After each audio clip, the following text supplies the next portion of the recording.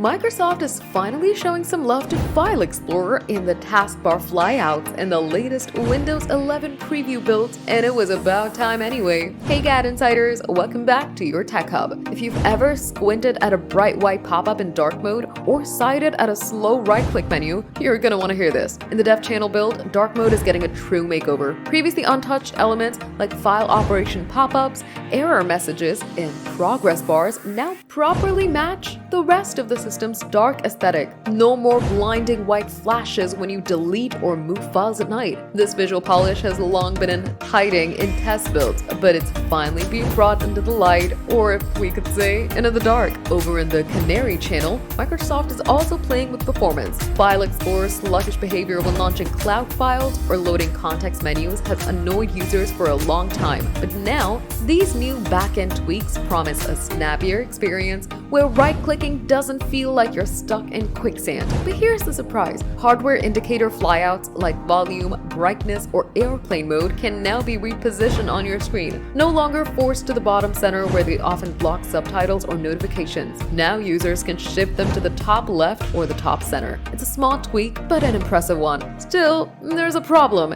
You can't move the taskbar itself. A feature present in Windows 10 is oddly missing in Windows 11, and that's a bigger customization miss than the updates we're getting. So while these updates are promising steps forward, users are still waiting for some of the most wanted changes. Have you upgraded to Windows 11 yet? Let us know in the comments. Give the video a thumbs up, subscribe to GadInsider, and don't forget to hit the bell icon so you never miss any tech update.